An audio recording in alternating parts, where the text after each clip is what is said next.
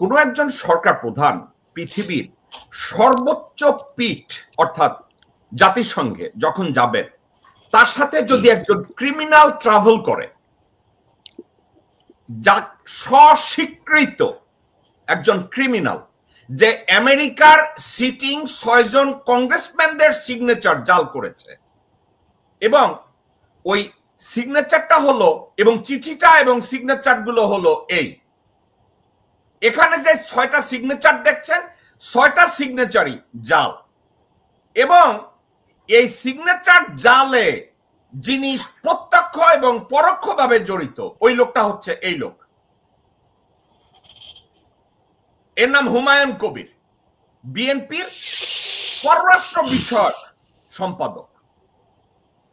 এই ধরনের একজন মানুষ যদি একটা সরকার প্রধান এবং ডক্টর মোহাম্মদ ইউনূসের মতো একটা ব্যক্তিত্বের সাথে জাতিসংঘ এসে হাজির হয়, এই how does it look? How does doctor Mohammad Yunus is going to be portrayed in the near future? Colonel Mudassir, আপনার প্রশ্নের উত্তর দিব আমি ডেফিনেটলি আরো বিশদভাবে। প্রথম কথা, শর্টে সংক্ষেপে বলতে হলে এটা তো অবশ্যই হইতেছে অমানানসই, এবং ডক্টর ইউনূসের যে তার চরিত্রের বিশালত্ব, তার যে গ্রহণযোগ্যতা বিশ্বব্যাপী, সেটাকে অনেকাংশে খাটো করে দেয়, এটা সত্যি কথা। তো আমি শুরুতে যেহেতু আপনার আজকে আলোচনার প্রসঙ্গ হচ্ছে যে আজকে যে নির্বাচন নিয়ে তারিখ ঘোষণা করা হয়েছে, সেটা একটা অস্বাভাবিক একটা সিদ্ধান্ত, এটা নিয়ে আগে আলোকপাত করা চাই, কারণ আমরা আলোচনা যাব। কর্নেল মুদাসসির, এটাকে আমি বেশি সময় আলোচনা করব না, সিগনেচার ইস্যুটা আমি এটার পরে নির্বাচন ইস্যুতেই আমরা পুরো আলোচনাটা করব। আচ্ছা, না আমি তো বলে দিচ্ছি এটা গ্রহণযোগ্য না, কারণ এই ব্যক্তি নিয়ে তার ব্যাকগ্রাউন্ড নিয়ে, তার এই যে জালিয়াতি, এটা নিয়ে দেশব্যাপী কি ঝড় উঠেছিল, সবাই এটা কন্ডেম করেছে। এবং আমার জানা মতে যতটুকু, যে বিএনপি তরফ থেকে এটা নিয়ে দুঃখ প্রকাশ করা হয়েছিল এক সময়, যেটা ভুলবশত করা হয়েছে। এবং এইটা এই যার কথা বলছেন আপনি, হুমায়ুন কবির, তার তথ্য কিন্তু অবশ্য অফিসিয়ালি সে কিন্তু এটা কোনো রিজয়েন্ডার পাঠায়নি যে আমি ভুল করি, যেটা পত্রিকায় মাঝে মধ্যে হয়, ভুল করা হলে পরবর্তী এটা ক্ষমা চেয়ে দর্শক শ্রোতাদের কাছ থেকে ক্ষমা চাওয়া হয়, কিন্তু সেটা সে করেনি। তেমন এটা প্রতিষ্ঠিত সে একটা জালিয়াতি করেছে। তো আমি জানি না কি কারণে এই ভদ্রলোককে উনি সফরসঙ্গী করলেন। বাংলাদেশে তার সাথে সঙ্গী হওয়ার মতো তো আরো অনেক যোগ্য ব্যক্তি আছে। তো আমি একটাই ধারণা করি, সেটা হচ্ছে উনি হয়তো কোনো একটা মহল থেকে কাবু হয়েছেন, প্রেশার সৃষ্টি করে তাকে সাথে নেওয়ার জন্য। সেটা যদি দুঃখ হয়, ঘটনা যদি সত্যি হয়ে থাকে, তাহলে তো এটা আমাদের জাতির জন্য অত্যন্ত কমতেছে আমার মানে অশনি সংকেত। তার মানে ডক্টর ইউনূসের সরকার যেসব সিদ্ধান্ত আমাদের দৃষ্টিতে যেটা মানা হচ্ছে দেশের জন্য অমঙ্গলজনক, সেসব সিদ্ধ অনেক পিছনেই রয়ে গেছে এই চাপ সৃষ্টি বিভিন্ন মহল থেকে। সেটা আমরা আশা করিনি কখনো, কারণ পুরো জাতি, ছাত্র জনতা অবশ্যই যারা রাস্তায় ছিল, এবং বৃহত্তর জনগোষ্ঠী তার কাছে একটা পরিবর্তন আশা করেছিলেন ভালোর জন্য, আমরা সেটা ওয়েলকাম করেছিলাম। এই ধরনের ব্যক্তি যদি তার সফরযোগ্য হয়, তার এমন বিভিন্ন সিদ্ধান্তে যদি তারা হয়তো অংশগ্রহণ করে থাকে, তাহলে তো আমাদের জন্য সামনে ভবিষ্যৎ খুবই অন্ধকার বলে মনে করি। এটা আমি অবশ্যই, এটা আমি ডেফিনেটলি, আমি শুধু না, দেশের যারা সচেতন নাগরিক তারা কেউ পছন্দ করবে না। আর আমার মনে হয় যদি ডক্টর ইউনূস যদি দেশের মানুষের পালস যদি ফিল করে থাকেন, তাকে ড্রপ করা উচিত এবং তার পরিবর্তে অন্য কোনো যোগ্য লোকটিকে সাথে নেওয়া উচিত। কারণ এই ধরনের লোকটি তো কোনো আমাদের দেশের জন্য কোনো কোনো সুবাতাস বয়ে আনবে না, শুধু সে তো কোনো অবদানই রাখতে পারবে না, সে তো চিহ্নিত লোক। তাকে যখন দেখেন, নিশ্চয়ই হয়তো আমেরিকান প্রশাসন অনেক লোকই তার সাথে দেখা করতে আসবে, সে যদি তখন সাথে থাকে যে জালিয়াতির জন্য অভিযুক্ত, তার প্রতি কি ইমপ্রেশনটা হবে? তার যে এতদিনে তার যে অর্জন ডক্টর ইউনূসের, সেই অর্জনটা কিছুটা ম্লান হয়ে যেতে পারে এইসব কারণে। তো আমরা অনেক ক্ষুদ্র ব্যক্তি, আমাদের জ্ঞান পাণ্ডিত্য অনেক কম ওনার তুলনায়, কিন্তু আমরা সাধারণ মানুষের কিছুটা প্রত্যাশা তো আমরা প্রতিফলিত করি আমাদের কথাবার্তায়। সেই দিকে বিচার করে আমার মনে হয় এই লোকটিকে অবিলম্বে তাকে প্রত্যাহার করতে, সবসঙ্গে টিম থেকে আগে ড্রপ করা উচিত, এটাই আমাদের প্রত্যাশা। ধন্যবাদ। ডক্টর মজুমদার, আপনাকে আমি এই সাবজেক্টটায় আজকের আলোচনায় টেনে আনছি একটা কারণে।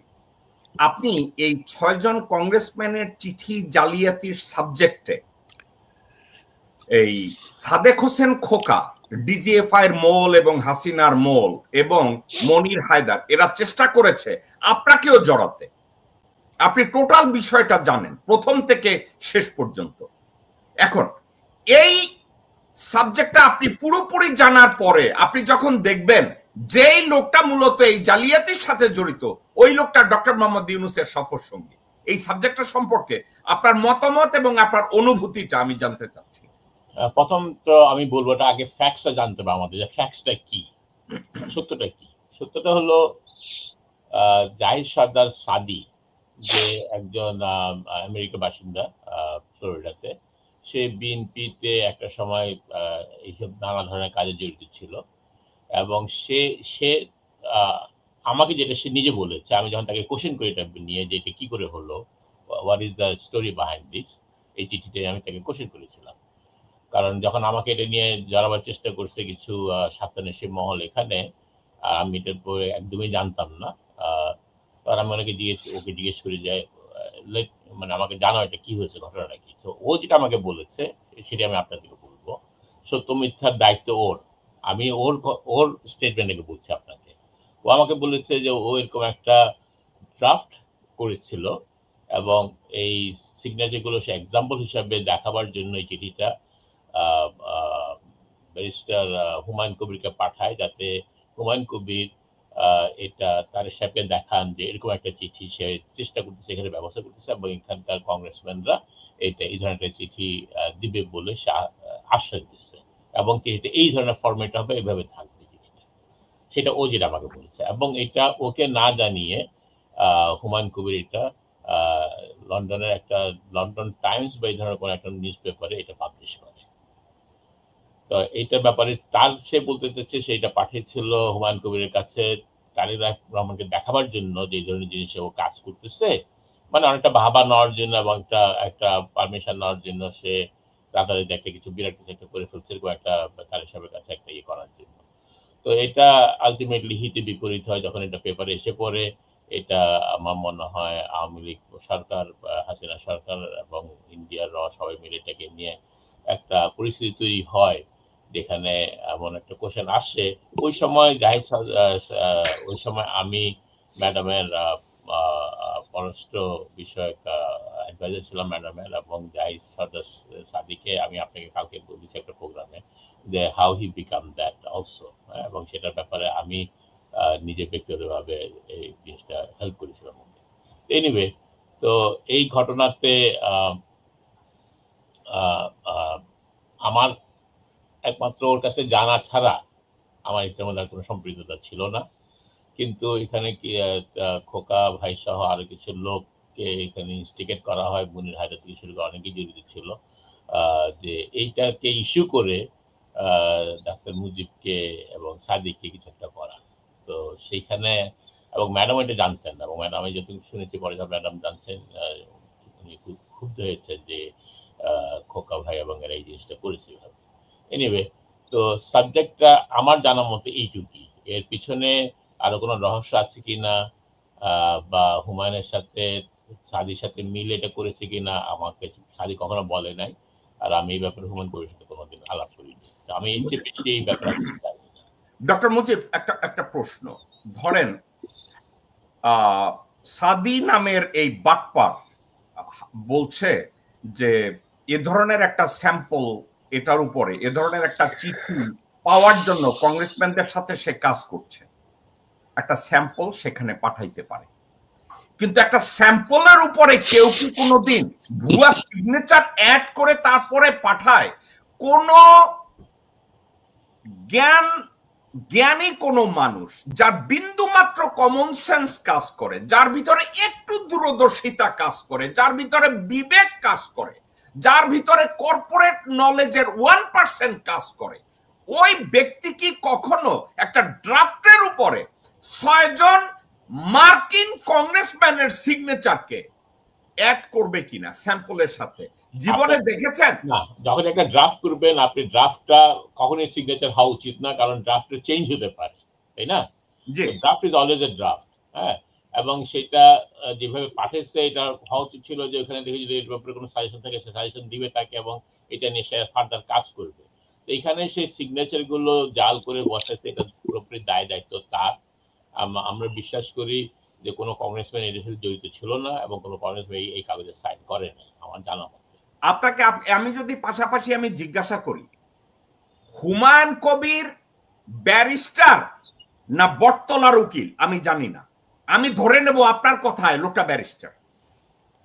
একটা আইনবিদ, একজন অফিসার অফ দ্য কোর্ট যে বিএনপির এত বড় একটা পজিশন হোল্ড করে, তাকে একটা চিঠি দিয়েছে 6 জন কংগ্রেসম্যানের, এবং এই চিঠিটাকে ভেরিফাই না করে, এই চিঠিটাকে ইভালুয়েট না করে কোন একটা মিডিয়ায় ছেপে দেওয়া ওই বটতলার উকিল বা হুমায়ুন কবিরের কতটা দূরদৃষ্টি সম্পন্ন ছিল আপনার মনে হয়? হুমায়ুনের মতো লোক কতটা যোগ্যতার পরিচয় দিয়েছে?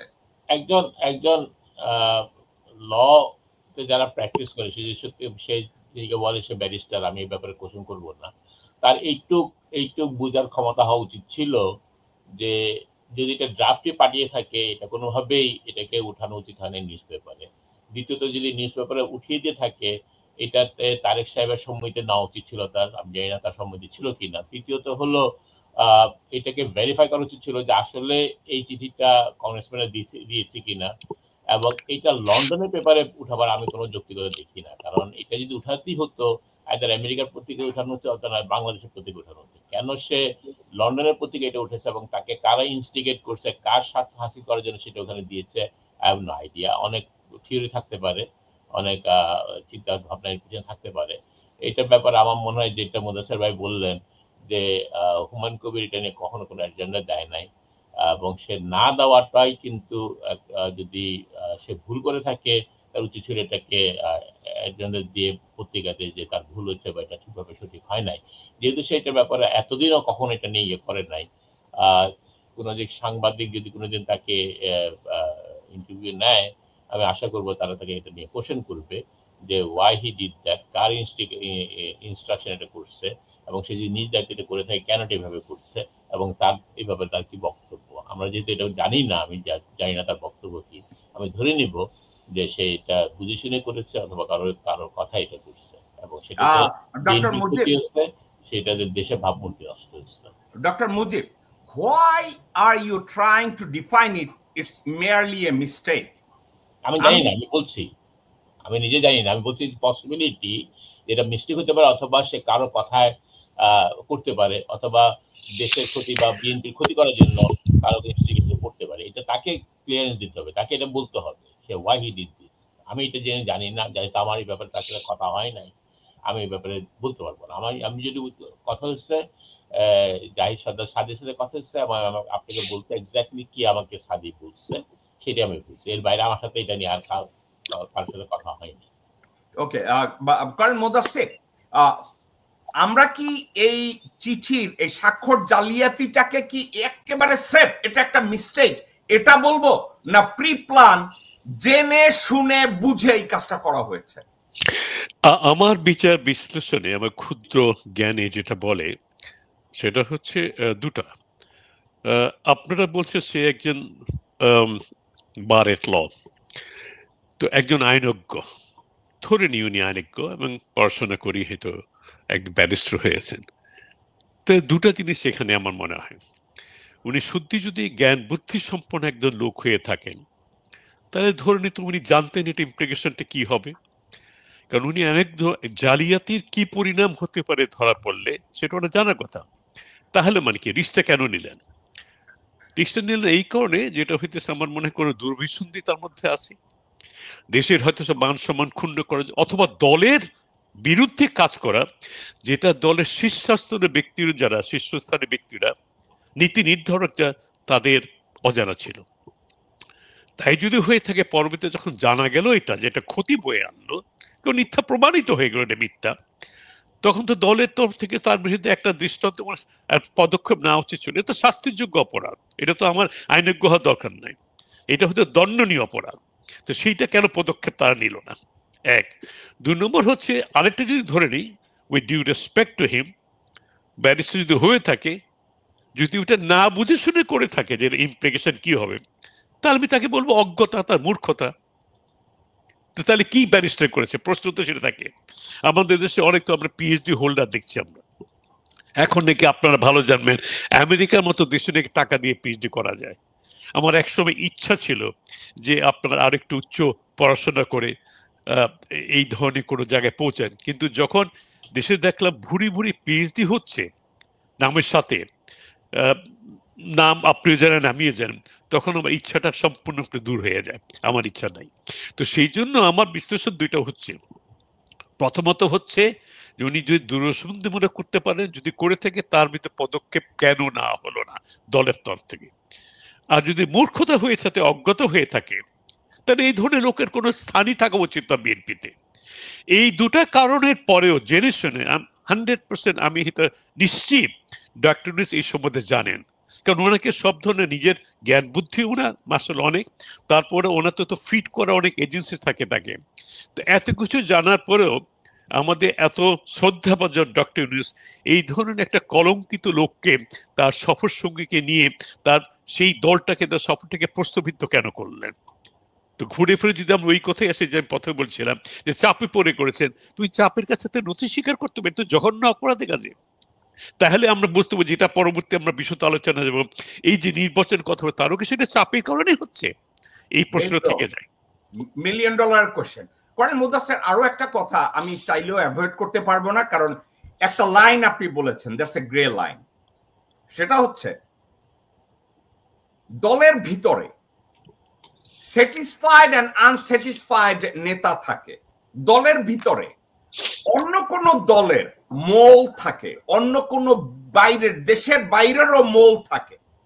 এখন এই চিঠিটা 6 জন কংগ্রেসম্যানের ভুয়া স্বাক্ষর সহ প্রকাশ করায় এটার বেনিফিশিয়ারি কে ছিল? এটার বেনিফিশিয়ারি যদি আপনি নিজে চিন্তা করে দেখেন, আওয়ামী শাসন আমলে বিএনপিকে উলঙ্গ করে দেয়া হলো এই চিঠিটা দিয়ে। তাইলে এই চিঠিটা প্রকাশে বেনিফিশিয়ারি কারা ছিল আপনার দৃষ্টিতে? প্রথম আপনি যদি সার্বিকভাবে দেখি, তখন আন্দোলনটা তুঙ্গে উঠেছে। শুধু বিএনপি না, পুরো দেশের মানুষ, সর্বদলীয় লোকের আনন্দে ছিল হাসিনাকে হাসিনাকে সরাবে। প্রথম কথা এইটা হয়তো এটা ওই যে বলে না ইংরেজিতে, আপনি টু ওয়াটার ডাউন পুরো আন্দোলনটা, সে ওয়াটার ডাউন কিছু কাজ করবে, সেই জন্য করেছে। বেনিফিশিয়ারি ডেফিনেটলি তাহলে হইতেছে স্বৈরাচারী, হচ্ছে তারা বেনিফিট নিশ্চয়ই না আমাদের প্রতিবেশী রাষ্ট্র যারা স্বৈরাচার অক্ষত রাখতে চেয়েছিল, তারই বেনিফিট। তাই যদি হয়, এবং এই বেনিফিশিয়ারি কি হবে এটা যাদের জানার কথা, যারা করেছে তাদেরও জানার কথা, এবং তারা ভেবে চিন্তে করেছে। যদি মনে যে তারা সজ্ঞানে যদি এই কাজটা করে থাকে, তাহলে তারা জানে বেনিফিশিয়ারি কারা। তো তারই যদি বেনিফিট জানা থাকে, সেই লোক কেমন করে এখনো সেই দলের মধ্যে স্থান দিচ্ছে, এবং সেই লোক কেমন করে ডক্টর ইউনূসের সাথে সফর সঙ্গী হয় না, এই প্রশ্ন থেকে যায়। সচেতন মানুষকে প্রশ্ন করবেন, এই উত্তরটা আমরা তাদের কাছে চাইব। আমি আজকে এইখানে বসে আপনার সামনে আমি বিএনপির শীর্ষস্থানীয় নেতৃবৃন্দকে আমি প্রশ্ন করতে চাই, আপনারা তাহলে এই লোকটাকে কেন এখন জায়গা দিলেন? আপনারা যদি জেনে থাকেন এটা সুস্পষ্ট, আর যদি মনে করেন আমাদের বিচার বিশ্লেষণগুলো যদি ভুল, তাহলে আপনারা প্রমাণ করুন যে আমরা ভুল, কোন একটা বিশেষ কারণে সেটা করেছে, তাহলে প্রমাণ করুন। আমরা উত্তর জানতে চাই তাদের কাছ থেকে। এই উত্তর যদি না দেন, তাহলে আমরা ধরে নেব আপনাদের দলের মধ্যে এখনো লোকজন যারা আছে শীর্ষস্থানে, তারা দেশের পক্ষে কাজ করছে না, পিরিয়ড। ধন্যবাদ। করেন মুদাসসির, আপনাকে আমার একটা ফলো আপ কোশ্চেনটা হলো, দেশের নিরপেক্ষ লোকজনরা যারা পার্টির মধ্যে জড়িত না, ইভেন পার্টিতেও যারা জড়িত, তাদের ভিতরে মেজরিটি, সংখ্যাগরিষ্ঠ একটা অংশ আমির খসরু মাহমুদ, হুমায়ুন কবির, আব্দুল্লাহ আল মিন্টু, ইকবাল হোসেন টুকু, গোরখদক আব্বাস, এদেরকে pro Awami League pro Indian রাজনীতিবিদ হিসাবে জানে, যখন দেশের আন্দোলন তুঙ্গে, স্বৈরাচার বিরোধী আন্দোলন তুঙ্গে, এই লোকগুলো আমির খসরু মাহমুদ এবং হুমায়ুন ভারতে গিয়েছে, গিয়ে বলেছে তাদের সাথে তারা কাজ করতে চায়। বিএনপিকে যদি সরকার গঠনের সুযোগ দেওয়া হয়, তারা ভারতের সমগ্র ওয়েলফেয়ার বাংলাদেশে প্রোটেক্ট করবে। এই হুমায়ুন কবির। এখন হুমায়ুন কবির ভারতে গিয়ে ভারতের তৃতীয় শ্রেণীর একজন রাজনীতিবিদের সামনে বসে যদি হাত পা ধরে যে আমাদেরকে সরকার গঠনের সুযোগ দেয়া হোক, আর এই লোকই যদি এই চিঠিটা বাহিরে প্রকাশ করে, তাতে কি প্রমাণ করে কর্নেল মুদাসসির? এটা তো ব্যাখ্যার অবকাশ রাখে না। এটা তো সব প্রমাণ করে একটা দেশের স্বার্থে তারা কাজ করে না। ক্ষমতাই তো হচ্ছে একমাত্র উদ্দেশ্য, এবং ক্ষমতার জন্য দেশকে বিক্রি করতে তারা দ্বিধাবোধ করবে না। এবং এই লোকগুলি যখন নেতৃত্বে থাকে দেশের, আমরা তাহলে চিন্তা করতে পারি দেশের ভবিষ্যৎ কি হতে পারে। আপনি দেখেন, আপনি যে কথা বললেন, এই যে স্বৈরাচার সরকার আমলে ওই যে আপনার পররাষ্ট্রমন্ত্রী ছিলেন, সেই ভদ্রলোক, উনিও ডক্টরেট, উনি গিয়ে বলেছেন, আমরা সবাই জানি, পুরো দেশের পৃথিবী জানেন যে উনি বলছেন আমাদের সরকারে আপনি ক্ষমতা রাখতে সাহায্য করেন, আপনাদের সাহায্য চাই। তো এইটা তো তারা বলেছে, তাদের উদ্দেশ্যটা কি ছিল? ক্ষমতা থাকা। তো একই যদি আপনার চরিত্র যদি আপনার এই এত বৃহৎ একটা দলের মধ্যে থাকেন, তারা হাত পা ধরে ক্ষমতা থাকতে চায়, এবং ক্ষমতা যদি তাদের সাহায্য চায়, তাদের কাছে তো বিনা স্বার্থে তাদের ক্ষমতার জন্য সাহায্য করবে না, তাদের তো একটা স্বার্থ থাকবে। তার মানে কি? তাদের স্বার্থ রক্ষা মানে দেশের স্বার্থের বিরুদ্ধে কাজ করা। এটা প্রমাণিত। এটা তাদের সাহায্য করা মানে হইতেছে অবৈধভাবে সাহায্য করা। তার মানে একটা প্রতিবেশী দেশ আমাকে সাহায্য করবে কেন, আমি সেই প্রত্যাশা করবো কেন? তার মানে এটা অবৈধ হবে। আপনার জনগণের উপর আস্থা নাই, জনগণ নিয়ে আপনি হইতে ফ্রি অ্যান্ড ফেয়ার ইলেকশন ধরে আপনাদের যদি ক্ষমতা আসবেন সেটা আপনি মনে করেন না, তাই জন্য আপনি তাদের সাহায্য চাচ্ছেন। তো এই সাহায্য তো হাসিনাও চেয়েছিল। আপনি যদি সাহায্য চান, তাহলে আপনি কি জনগণের পক্ষে কাজ করছেন? আপনি যদি মনে করেন একটা বৃহৎ আপনার রাজনীতি, আপনাদের সবচেয়ে জনগণের কথা আপনি বলে দেন, জনগণ আমাদের ভরসা, তো সেই জনগণের ভরসাটাকে আপনি প্রতিবেশী রাষ্ট্রের কাছে কেন হাত পা চাচ্ছেন? তার মানে আপনি দেশের স্বার্থ বিক্রি করে দেবেন। এটা তো ভয়ঙ্কর একটা ব্যাপার। তো সেই লোকগুলোর হাতে আপনি নির্বাচিত ক্ষমতা আনতে চান, তো দেশের ভবিষ্যৎ কি হবে, কোন দিকে যাবে? পরিষ্কার ব্যাপার। এটা ব্যাখ্যার কোনো অবকাশ নেই। কারা রইল বোকাপাট, কারা রইল বোকাপাট, ভেঙে ফেল কর্নেল পাট, রক্ত জমাট শিকল পুজোর ভাষণ বেদি। ওরে ও তরুণ নিশান, ওরে ও তরুণ নিশান, বাজে তোর গলায় বিশাল ধ্বংস নিশান, প্রাচীর প্রাচীর ভেদি। কারা